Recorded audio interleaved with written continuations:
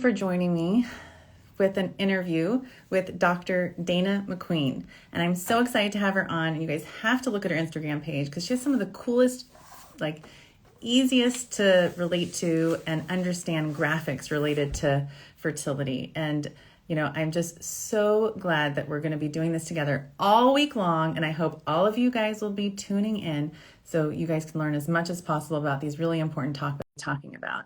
So I just want to read her bio here as she's coming on. So Dr. McQueen received her medical degree. Hi, Dana. How are you? It's nice to see you. Hello. I want to read your bio for people who don't know you as well as I do. So I hope everyone does. Medical degree from University of California, Irvine, and that's where you did your OB/GYN residency. And then, no. Your medical degree was UC Irvine. You got to interrupt me if I'm getting this wrong. University of Chicago, OB/GYN, and you also completed a one-year fellowship in recurrent pregnancy loss with Dr. Mary Stevenson, who is literally one of the most well-known recurrent pregnancy loss specialists in the country, if not world. And then clinical research from UC San Diego degree, Master's of Advanced Studies, and then you finished your fellowship at Northwestern Feinberg School of Medicine and Reproductive Endocrinology and Infertility. Woo! And now you're at University of Chicago as an attending. I should have let you do that because now I'm sweating. Okay, that's a lot of degrees. Well, thank you, Dana, for coming on and welcome. So just tell us about what we're doing this week and why we're doing it. Yes, so thank you so much for doing this. It's a great opportunity for us to sort of share our work at University of Chicago.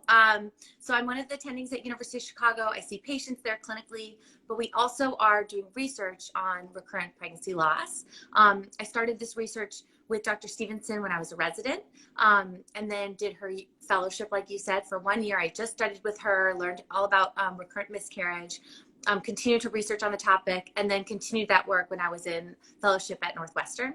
And we're really jumpstarting our program at University of Chicago and trying to create really an RPL center where women can go, seek care, and also participate in research studies. And we have this generous donor named Hallie Tecco, and this week she's going to match all donations to a recurrent pregnancy loss research fund at U of C. And we wanted to spread the word, and we thought that doing some Instagram lives this week, talking about miscarriage, opening up awareness about miscarriage, and letting people know that we're fundraising for recurrent pregnancy loss research. Thank you. I love it. I'm so happy to be here. So let's just start talking about it. So what's considered recurrent pregnancy loss?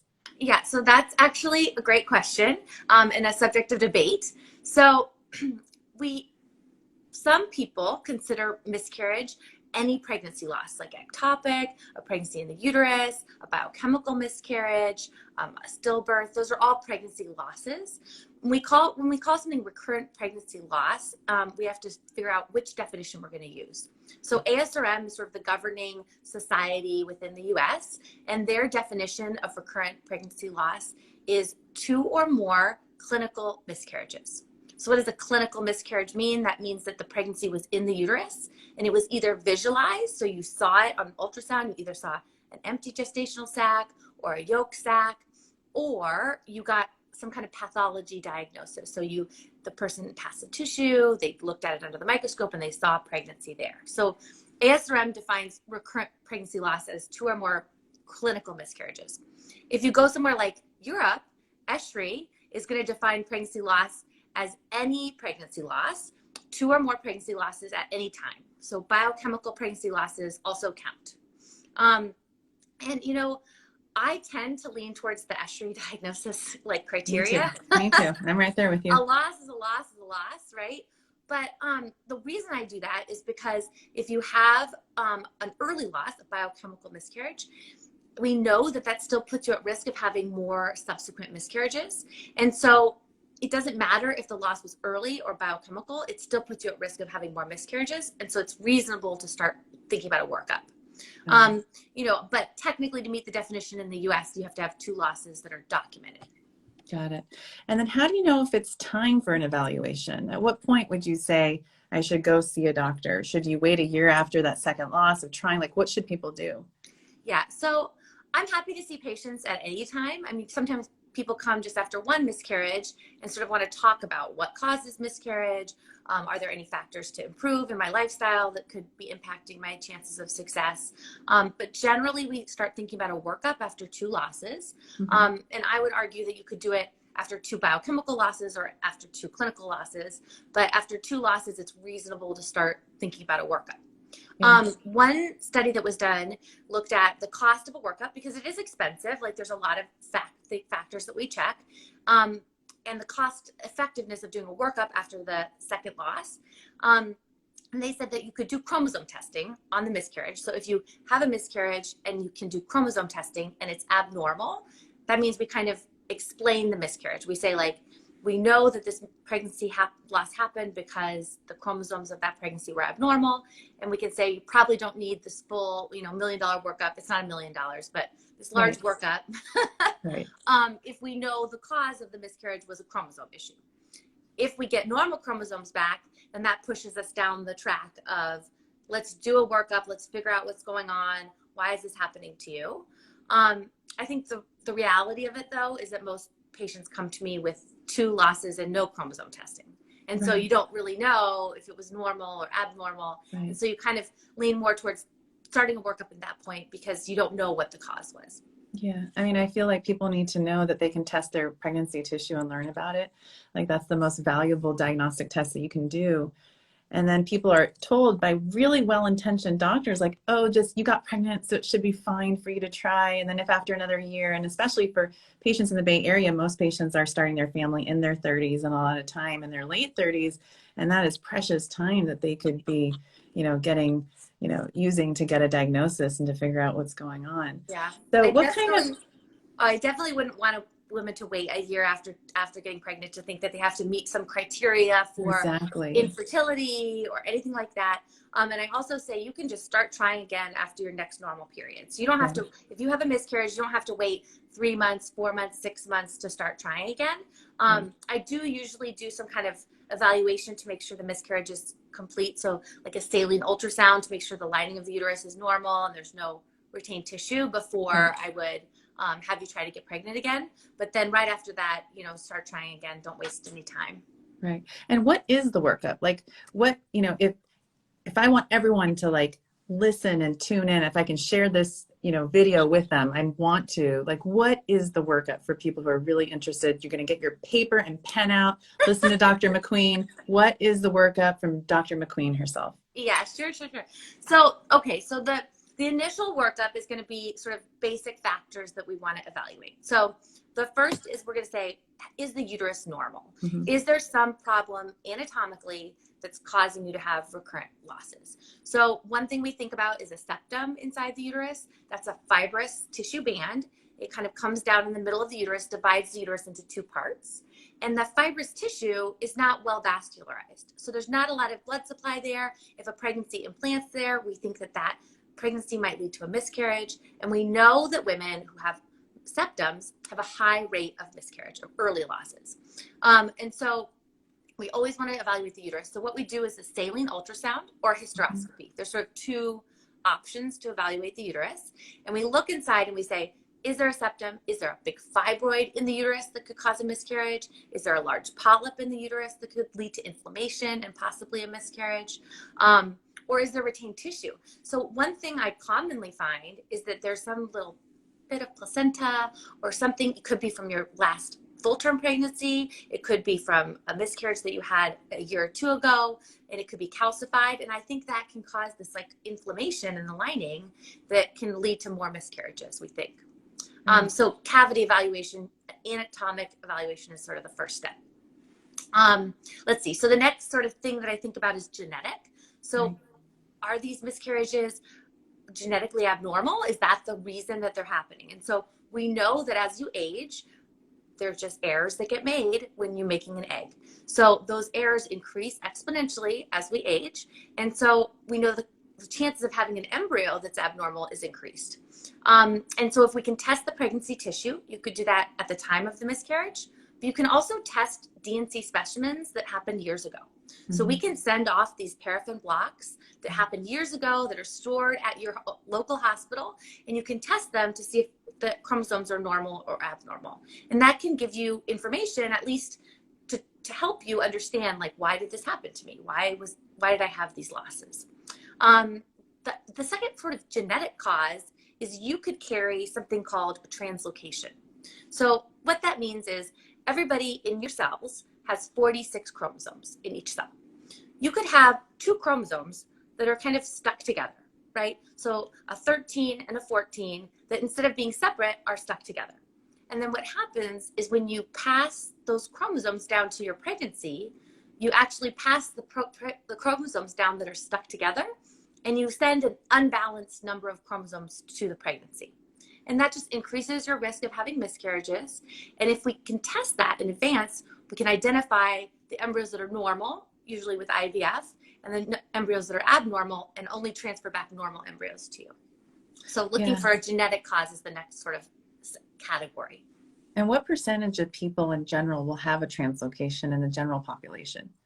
So we say it's about 4% of women with recurrent miscarriage, but it's going to be less than 1% of people in the general population. So it's not something that you need to be tested for in general, or if you have infertility, but it's something that we think about if people have recurrent losses or two or more losses. We actually test both partners. It's one of the few things that we test in the male partner of a woman who has RPL or a couple that has RPL.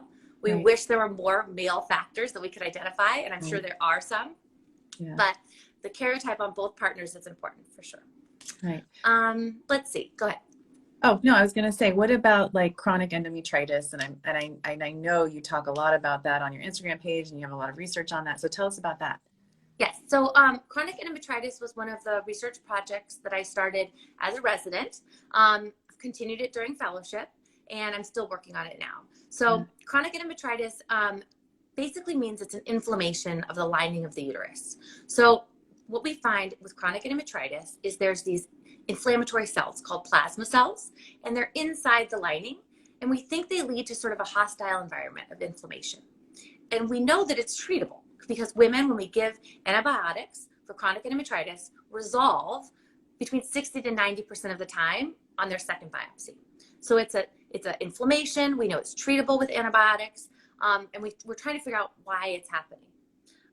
One cause is like something inside the uterus. So a polyp, a fibroid, some structural cause for having an inflammation. Another thing we found, and I've just submitted this paper actually recently, is that women who have retained pregnancy tissue have like a very high rate of chronic endometritis. So if we look at the surrounding endometrium of women with retained tissue, 60% of those women will have chronic endometritis. And then women with RPL have been shown to have chronic endometritis. So I have a paper that's under review. It's very close to accepted, hopefully. That's awesome. But we're looking at what is the definition of chronic endometritis and what is the true prevalence in women with recurrent miscarriage versus controls. So we recruited two groups. One group that had recurrent miscarriage, and one group is a control group of women just doing like egg freezing for elective reasons or fertility preservation. And what we found is that when we use sort of a strict definition of chronic endometritis, none of the women in the control group have it. Maybe they have a rare plasma cell, but none of them have what I would call endometrial stromal changes, which is like spindling of cells, inflammation, edema. None of them have any kind of sign like that. Whereas women in the RPL group, when you use this strict definition, 30% have chronic endometritis. So it's a high prevalence, and it's treatable. So it's definitely something I check for. It's not yet made it into the ASRM like check boxes yet, but we're hoping for the next edition of ASRM's recommendations will include a chronic endometritis evaluation. Yeah. And do you think that everyone needs a repeat biopsy? Let's say you've been diagnosed. Do you tend to do a repeat biopsy to make sure that it's been cured? So I do always do one. It depends on what study you read, how likely you are to be cured with your treatment. First, I think the first step, now that I've seen that it's so prevalent in women with retained tissue, is that if you get a diagnosis of chronic endometritis, I recommend doing a hysteroscopy. Look for retained tissue, look for some cause for this chronic endometritis, instead of just treating with antibiotics. Then I treat with antibiotics, and I usually do 14 days of doxycycline, 100 BID. Other studies have done ofloxacin and flagyl, which is sort of a stronger dose of medication. That has about a 90% cure rate. But doxycycline has about a 60 to 70% cure rate, but these are pretty small studies. There's really been no randomized controlled trial where we tried different antibiotics, but I know that it's not 100% cure rate. And so I do want to make sure that the chronic endometritis is gone before women try to get pregnant again. Yeah. And what about sperm DNA fragmentation? Do you think that testing is important in people who have RPL? Yeah, that's a really great question. So I actually did a meta-analysis on this in fellowship. So what that means is we pulled all the articles we could find. We did a systematic review. So you search for in PubMed or different like databases for every article that's been written on recurrent pregnancy loss and sperm DNA fragmentation. Once we did that, we took all that data and put it together to see if DNA fragmentation is truly associated with recurrent miscarriage. And it was. So men who are partners of women with RPL had a significantly higher sperm DNA fragmentation than men that were partners with women who are like fertile controls, who had had children but had never had miscarriages. So it is associated. The question is sort of, what do we do with that information? I think is the next sort of really big, important research question. And does having high DNA fragmentation predict subsequent miscarriages? Because we know it seems like it's associated, but the important thing that I always have to remember with research is that something that's associated doesn't mean it's causing the miscarriage. So is there some factor that's causing both DNA fragmentation and miscarriages, or is it truly the DNA fragmentation that's causing the miscarriage? Mm-hmm. But definitely something to like look out for in future research is figuring out what do we do about it, and does it cause subsequent losses? Right. And so for people who are listening to us and are curious how to get a DNA fragmentation test ordered, how do you do that? So I usually use ReproSource, and they actually have a great system. You can order it through your physician, or they can send you actually like a home collection kit to do DNA fragmentation or do sperm analysis through them. So that's the group I usually use. I don't know if you have another resource. No, they're great. They're awesome. And then if, let's say, you see a doctor and the doctor's like, oh, I don't believe in sperm DNA fragmentation, I don't think it matters, but you feel strongly that you should have that test, is that test something that you can order without a physician, or through ReproSource do you have to have a physician's order? Oh, I don't know the answer to that. Obviously, since I'm usually the one ordering it, I guess I do it myself. But I don't know. Do you know the answer if they can? So I think, unless things are changed, I think that is not direct to consumer, but there is a direct to consumer test. It's scsadiagnostics.com. But I use ReproSource as well. I think they do a great job. But there are providers out there who patients, they think that this would be a helpful test for them and they want it, and the doctor doesn't believe in it. But I don't, I think the science is definitely there that it could be a helpful tool. But let's say the sperm DNA is high. What kind of things would you suggest that they could do to improve it, to bring it down and make it better? So I think that's a great question, and sort of what I was hinting at as like, if we find a group of men that have a male factor for RPL, so they have elevated DNA fragmentation, or we think there's a male cause for this RPL, what can they do for it? Obviously, doing things like healthy diet, healthy lifestyle, don't smoke, trying to reduce sort of oxidative stress in your body, because we think that these DNA fragmentation is happening because of oxidative stress. Frequent ejaculation has actually been shown to significantly reduce DNA fragmentation. So it sounds a little odd to recommend frequent ejaculation, but we don't want the sperm to have been there for a very long time and then use those sperm to get you pregnant, if that makes sense. There's these new chips out there called microfluidic sorting chips that a company named Zymot is making. Oh, there we go. So you can actually put the sperm in the chip, and they've shown that the sperm that come out the other side have a significantly lower rate of sperm DNA fragmentation. The other option, which sounds kind of intense, but is like doing a TESE, so actually doing a sperm extraction. So when you do that, you can see that because the sperm have not had to like make their way out into the world, they've been extracted, they have a lower DNA fragmentation than ejaculated sperm. Most men are not hoping to do that treatment option, but in the end, if you have very high DNA fragmentation and it was the only cause that we can find for recurrent miscarriage, it's definitely something you might want to talk about. Yeah. I think that's right. Most men would not want to sign up for that. That's very true. And then there is, I think for guys who have a really high DNA fragmentation, you can actually do like a post. You can run the sperm through this and then take that and send it for a DNA fragmentation test and see if in your particular case it came down enough. And then you would know if you would really need the Tessie or not. So that's sometimes something that I do as well. So I want to go through the different treatments that are available for all the different problems that you just laid out very beautifully for us. So let's just go through those. So the first one, septum, what do you do? So for a septum, I recommend removal. The way to do that is you do a hysteroscopy. That's just a very small camera. It goes through the cervix into the uterus. And then we use a scissor and we cut out the septum. It's a fairly simple procedure, but one thing you do want to go to an expert who's done this many times. Some septums can be very challenging, especially if it's a complete septum, because you can imagine you go into one side of the uterus and you need to make your way over to the other side of the uterus. And opening up that opening can be difficult. And so if you have a complete septum, I definitely recommend seeing a fertility specialist who does this quite a bit. Right. What about polyps and fibroids? Yeah, same thing. I definitely recommend removing polyps or fibroids. You can argue about what size of a polyp you would want to remove. In general, in someone who has recurrent miscarriage, if I find something in the cavity, I'm going to go after it. But usually, definitely over 1 centimeter size polyp, you're going to want to remove. And those can be removed similarly to a septum, except that I usually use a little more slaving device. So something called a myosure, where you put this little device in, it has a blade, and it kind of chops up the polyp or the fibroid and removes it. I like doing that because I can see what I'm doing. I can watch it be removed, and I don't have to do anything to the entire cavity, especially in women who have recurrent miscarriage. I don't want to do a large procedure where I'm going to put them at risk of further Asherman syndrome or scar tissue. And so you want to do the limited amount of biopsy or removal as you can. Exactly.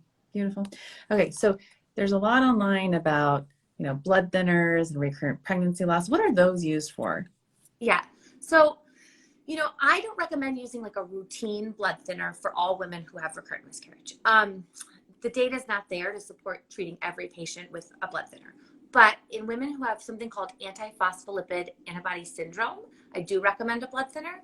We didn't talk about that yet, but antiphospholipid antibodies, there's 3 types: lupus anticoagulant, beta-2 glycoprotein 1, and anticardiolipin. And they all cause an increased risk of blood clot. Outside of pregnancy or in pregnancy, those are blood clots in your leg or your lung that can put you at risk during pregnancy. But the other thing that's sort of interesting is they increase your risk of early miscarriage.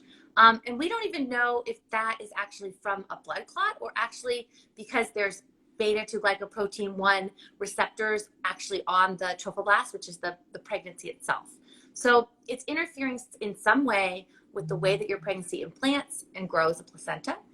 And we found that women who take a blood thinner like Lovenox or heparin and aspirin, like a low-dose aspirin, 81 milligrams, that significantly lowers their risk of miscarriage in their next pregnancy. And so I usually test women for all 3 of those antiphospholipid antibodies. And if they're elevated, you technically need to repeat that test 12 weeks later, which no one ever really wants to wait. No one wants to wait 12 weeks. No, thank you. I'm going to repeat it in 6 weeks. No, I agree. So I'd repeat it somewhere between 1 month and 12 weeks. Right. And then we also have a great rheumatologist at University of Chicago, Dr. Edens. So I send all those patients also for a consult with a rheumatologist who talks about the long-term impacts of antiphospholipid antibodies and the chances of having lupus, because that is related to having antiphospholipid antibodies. Not all women with positive APLS will have lupus, but it's a chance that you want to check into and make sure you're not missing anything. And then I will recommend doing low-dose aspirin. I usually start that before you get pregnant. So I say, as soon as we diagnose it, start your low-dose aspirin. And then I usually wait to start the blood thinner until I know that their pregnancy test is positive and increasing. So we get a beta level right after you get your positive home pregnancy test. And then we do another one in 2 days. If it's going up, that's when I start the Lovenox. Got it. And is there a genetic component to that? So if you've been diagnosed with that, is that something that you should tell your family members about? Or That's a great question. So There's two types of what we call thrombophilias. So thrombophilias mean that you have an increased risk of blood clotting. There's inherited thrombophilias. Those are genetic. And then there's acquired thrombophilias. And so antiphospholipid antibodies is an acquired thrombophilia. So you've gotten it sometime throughout your life. It's an autoimmune disease. It's not necessarily genetic. Whereas these things like factor V Leiden, protein C, protein S, these are antithrombin 3. Those are inherited thrombophilias, and those you definitely want to tell your family members that you have, because everybody's at risk of increased blood clotting. Right. And then what about thyroid? How important is thyroid control and, management? How does that play a role in RPL? Yeah, so we found that women who have elevated TSH have an increased risk of miscarriage. And women with anti-thyroid antibodies have an increased risk of miscarriage. So I usually check a TSH on everybody and anti-thyroid antibodies. I don't usually treat isolated thyroid antibodies. So if you just have a thyroid antibody but your TSH is completely normal, I would just say follow your thyroid closely. You're at increased risk of having low thyroid in the future. But an elevated TSH, I definitely will treat with a little dose of levothyroxine or Synthroid. And my goal is to get your TSH level below 2.5. There is some debate about how low we should go, and some people will say 4 is fine. The goal in pregnancy is 2.5. And all of my patients, I want to be pregnant very soon. And so my goal is to get them to the pregnancy level before pregnancy. And when you say monitoring closely, what does that mean? How often are you checking their TSH levels? So if I check it at least once a year in patients who are trying to get pregnant, but then if it's elevated, I check it, I start their thyroid medication. I usually check it in 4 weeks, even though that's a little bit early for the thyroid medication to be working. And then we just follow it closely and definitely check it when they get pregnant with their first ultrasound. Okay. And then do you give progesterone pretty routinely in patients who have RPL? I do, yeah. So progesterone has been shown to have some benefit in women with RPL. The exact dose, the exact duration, and the exact way to give it has not been well studied. So we don't 100% know which progesterone is going to work the best, which way we should give it. But there is some evidence that it works for women with recurrent miscarriage. And what we think it's doing is sort of helping support the pregnancy. So maybe there's a group of women that their ovary that makes progesterone just isn't making enough, or it's not working well at the level of the endometrium. So I usually do luteal progesterone. So what that means is I have women do ovulation predictor kits at home. You measure for your surge. Once you get your LH surge, I have you have intercourse, try to get pregnant, and then start your progesterone 3 days after your surge. I don't want to start it before you surge because it could interfere with things, but 3 days later you start that. The issue with progesterone is it can delay your next period. So it's really important that you take a pregnancy test about 15 days after your surge. If it's positive, you keep taking the progesterone. And if it's negative, you can stop, have a period, and then we start the whole thing over the next month. Yeah. I mean, I think that's the hard part is when you've been through so much, it's so hard to check those pregnancy tests, and people sometimes wait. And I think the lack of their period is because they're pregnant, and it just breaks my heart. Because I'm like, no, you have to check. And a lot of people, if they have a hard time checking, I'm like, come on in, we'll do the blood test here. It's okay. It's okay. And then what kind of role does IVF play? Because, a lot of times people think IVF can fix everything. And, what do you think about IVF and the role that it plays in women who have RPL? Yeah, that's a great question. I would love if IVF was the solution to recurrent pregnancy loss. I love IVF. It's easy to do. Unfortunately, it's probably not the solution to all recurrent miscarriage. We know that a certain group of pregnancy losses are chromosomal. So probably 60% of pregnancy losses are from a chromosome problem in the embryo. And the benefit of IVF is that you can get a bunch of embryos, you can test their genetics, and you can only put back the ones that are chromosomally normal. So in women who present to me who are like late 30s, 40, who have a great AMH, so they have a great egg supply, and we know that they're having miscarriages that are chromosomally abnormal, then those are the women that could probably benefit from IVF.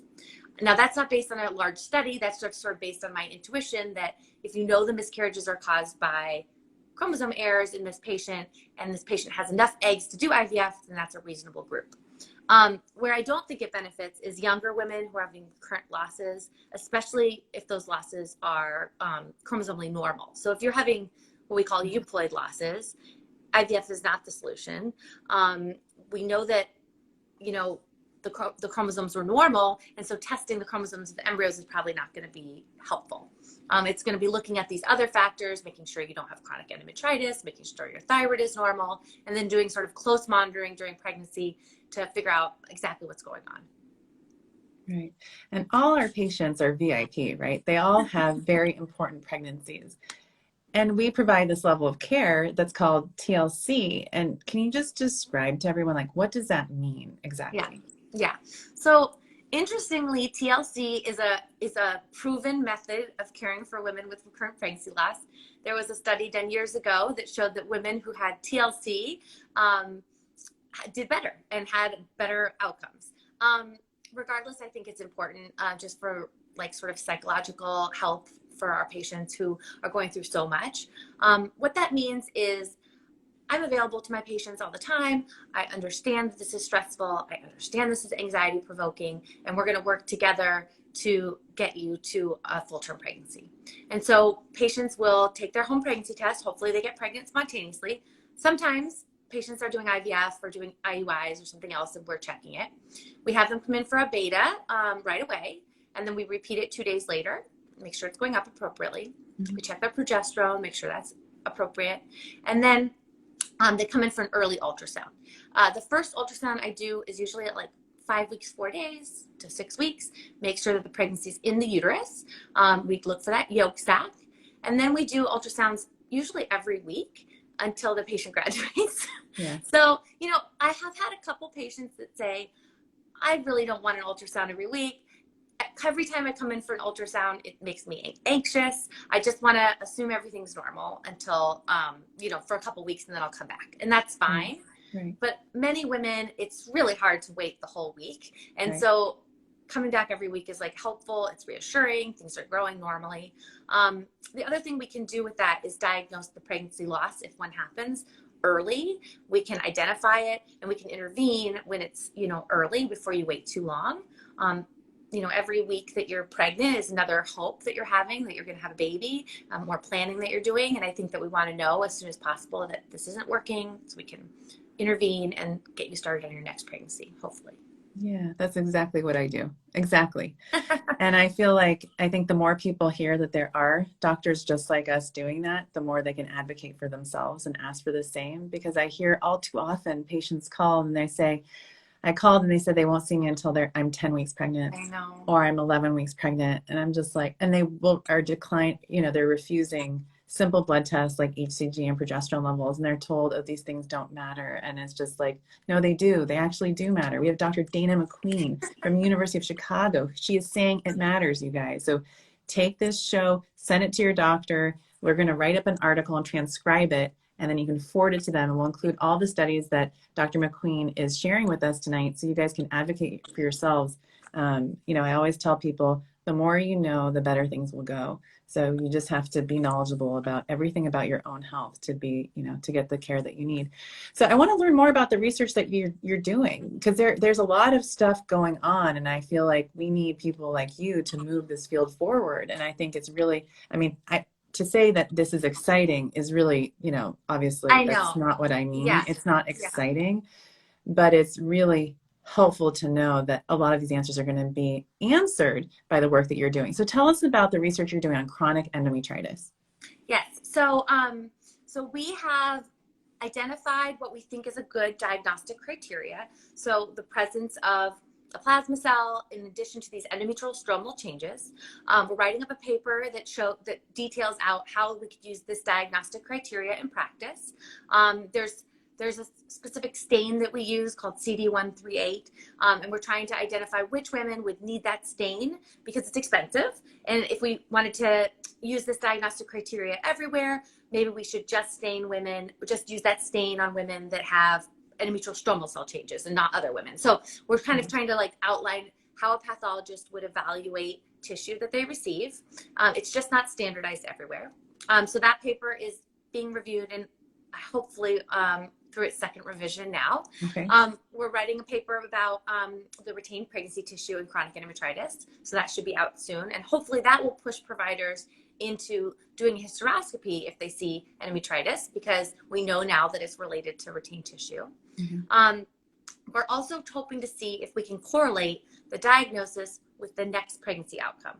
So what we have now is that chronic endometritis is associated with miscarriage or a history of miscarriage. What we want to see is if women who have untreated chronic endometritis, what happens in their next pregnancy.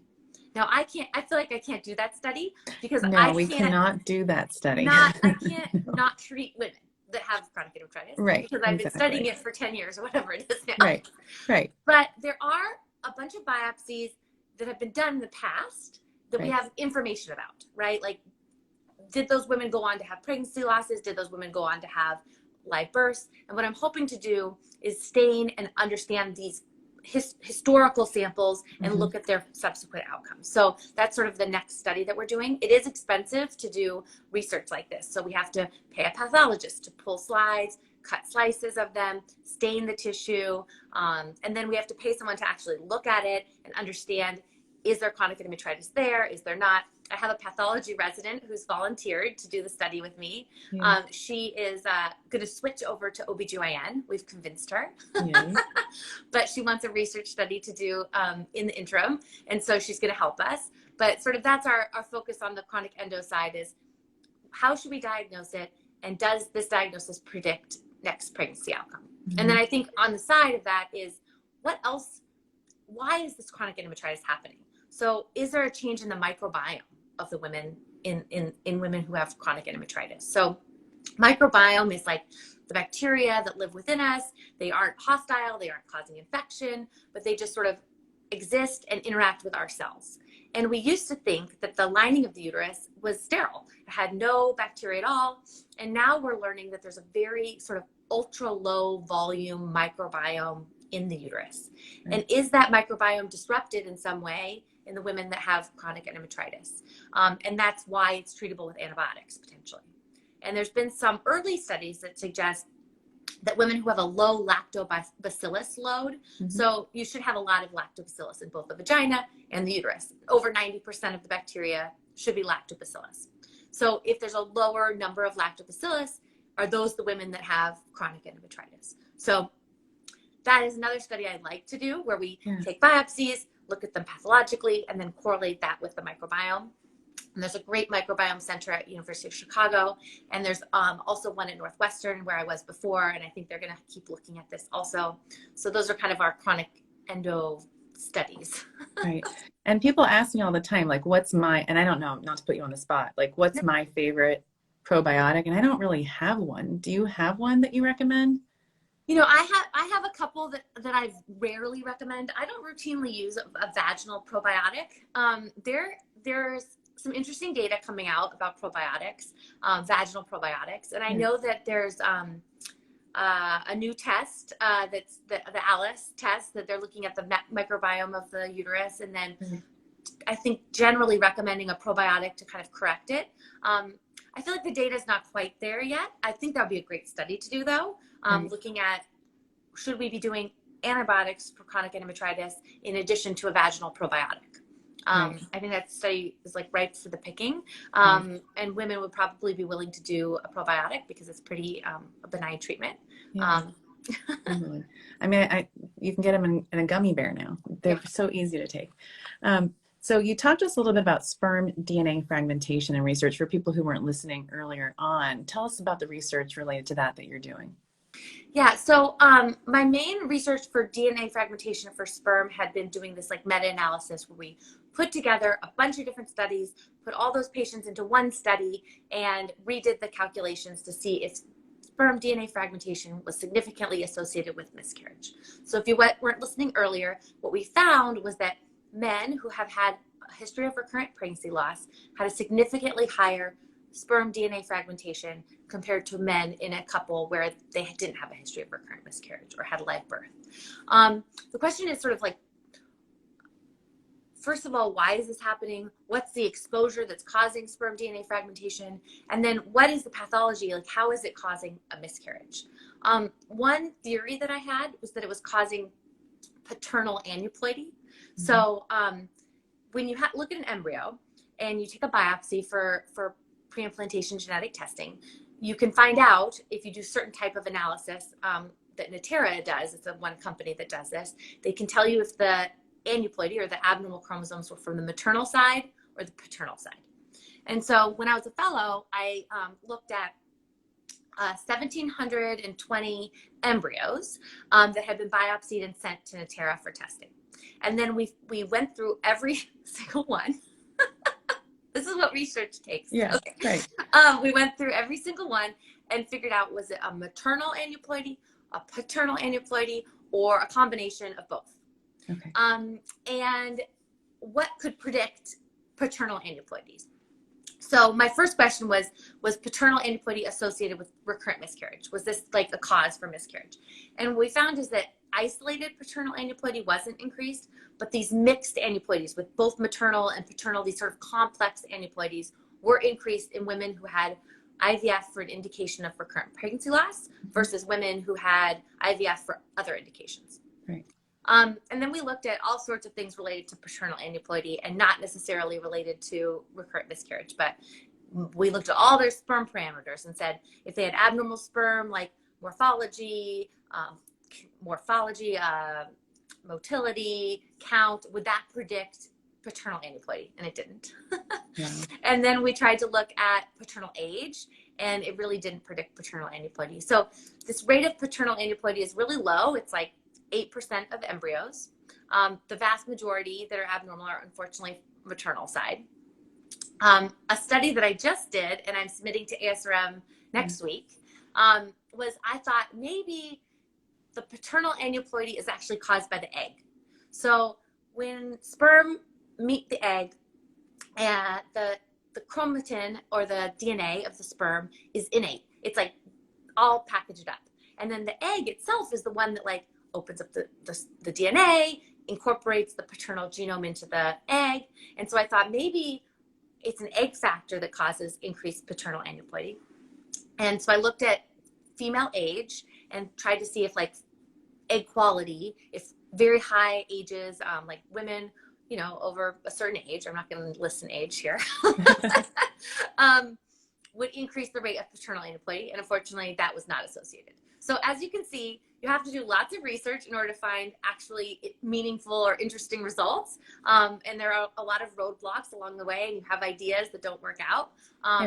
But that's why it's interesting. It's like really stimulating to do this work and try to figure out what's causing infertility or miscarriage. Yeah, I mean, I think I've heard the whole, like, it's the egg causing the sperm to cause the embryo to look like it's paternal. And I think what you're saying is it's not. So we can't be blamed for the guy's paternal aneuploidy. No. And I've heard that before. I've heard that theory, that it's the egg causing the abnormal cells, making it look like it's a sperm issue when it's not. But yeah. I thought it was an interesting idea and definitely wanted to look at it, but it doesn't seem to be true. So. Yeah. So I feel like you should be like, mic drop, bam, I did it. And now we all need to like make sure people know about Give women a break for a minute. Exactly. And so if you have a patient who's had recurrent pregnancy loss, at what point would you say, at this time, I feel like IVF would be beneficial to you versus just try naturally? Yeah, that's a good question. Women, so I would say women who are late 30s who are having abnormal pregnancy losses. Mm-hmm. So if we're following you, and you are having miscarriages that are chromosomally abnormal, like you did a D&C or you passed a pregnancy and we tested it, it was abnormal, that's a woman that I think might benefit from IVF. There haven't been any randomized controlled trials. That's sort of our peak evidence, right? Where we put women who had recurrent pregnancy loss into two groups, one who got IVF and one that didn't. I don't think in itself IVF would be helpful for recurrent miscarriage. The only part of IVF that I think would be helpful is the genetic testing of the embryos. Right. There's also a group of women that say, I cannot have another miscarriage, and I want to control this factor that I can control. And then we have a discussion about it, right? Like the risk of miscarriage after an IVF and with a PGT tested embryo is lower. There's still a risk of miscarriage. It's probably like 8 to 10%, but it's lower than if you get pregnant on your own. There is a chance that you do IVF and you do genetic testing and you don't get any embryos to transfer. And I think that's where people argue that IVF with PGT is not going to be helpful for RPL, because maybe with RPL patient, you get pregnant quickly and you have a high chance of success. Whereas if you do IVF, it's going to take several months to get put into a cycle. You have to take your medications, and then you could come out with no embryos to transfer. And so as long as you understand there's that risk, you know, it's a patient-doctor discussion, and I don't ever say, like, you can't do IVF or you can't do PGT if that's something that you want. Right. Like I said, I love IVF. That's like... Right. I agree. It's just not for everybody. I know. Do you have time to answer some of the live chatted questions that people have asked? I just want to make sure. We can do like 3 or 4, I think. Yeah. Let's go for it. Okay, let's just see here. So a couple of really good questions. Does low AMH, and I'm going to lump this with another question, does low AMH increase chance of miscarriage? And basically, does high FSH increase, this is another person asking, does high FSH increase chance of chromosomally abnormal pregnancies and miscarriage? That's a great question. There has been a ton of research and questions about, does diminished ovarian reserve or low egg count, which is a marker by FSH is a marker of low egg count, AMH is a marker of low egg count. So does that equal the egg quality? So the chances of a miscarriage, the chance of having a chromosome problem in embryo, they're associated, but the association is not as strong as we would have thought it would be. So mostly egg quality is related to your age. As you age, AMH goes down, and the chances of having chromosome problems and miscarriages goes up.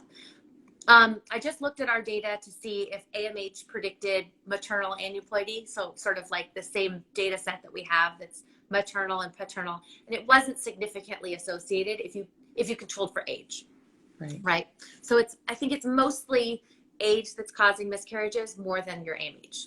Got it. Okay. So last 2 questions.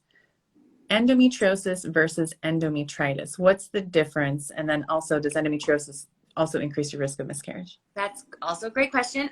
This is a common like flip-flop that people make.